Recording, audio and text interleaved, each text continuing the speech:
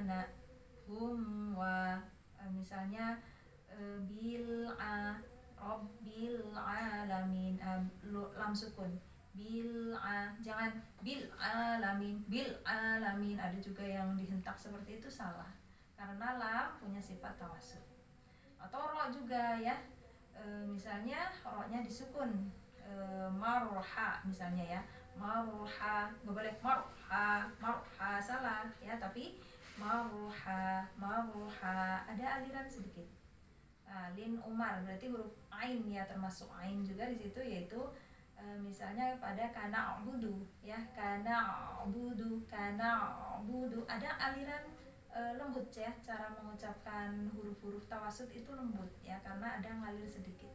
Kana budu, jangan kana budu jangan, tapi kana budu, kana iya, kana budu,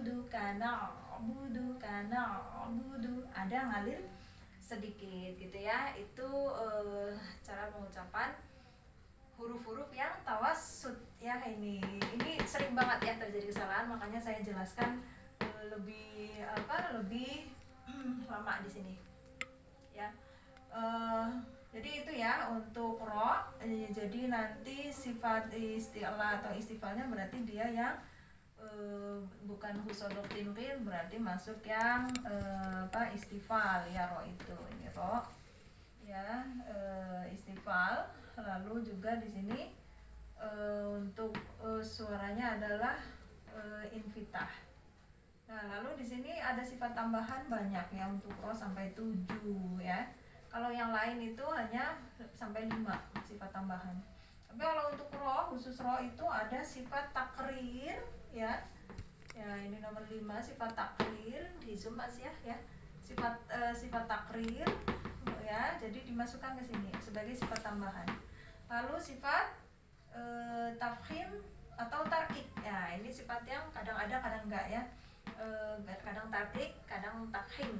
Ya, saya masukkan ke sini biar mungkin ya, apa saja yang harus diperhatikan huruf ro itu. Ya, tafkhim tarkiknya harus diperhatikan, tebal tipisnya ya. Lalu inhirof ya, ini dimasukkan ke sini ya. Berarti makhrajnya harus benar agar bisa benar dalam mengucapkan inhirof.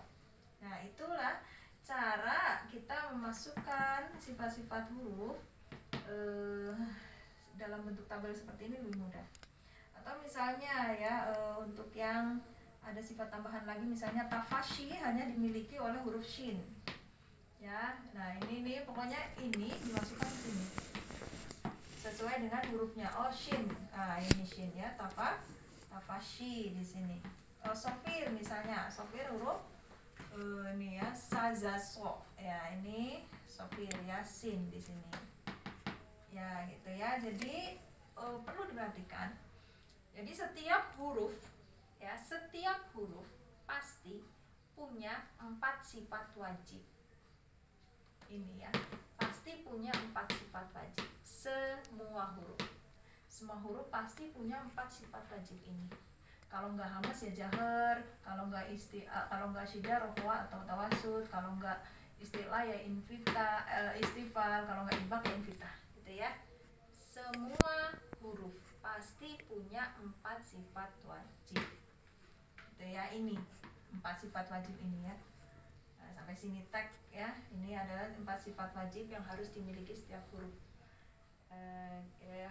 Dalam praktekannya harus benar ya, sesuai dengan sifatnya. Nah, lalu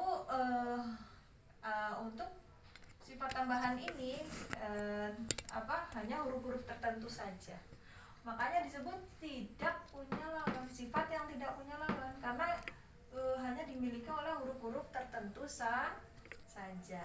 Inilah yang dimaksud dengan sifat yang tidak punya lawan, yaitu sifat yang hanya dimiliki oleh huruf-huruf tertentu saja. Misalnya sofir hanya dimiliki oleh sod, gitu ya. Kalau nafas kan bisa dimiliki oleh bahasa usaha suncakan, dan dimiliki oleh huruf yang 28 selebihnya di sini ya, huruf hijaiyah ya. Jadi pasti semua huruf itu ada yang nafasnya nahan, ada yang nafasnya ngalir. Berarti kan berlawanan tentang nafas. Tapi kalau tentang desis hanya sa, za, dan so. Nggak ada namanya berdesis dan tidak berdesis, nggak ada. Ya, maksudnya huruf-hurufnya, kalau ini kan nafasnya ngalir apa enggak, kan berlawanan ya, pasti punya dia gitu ya.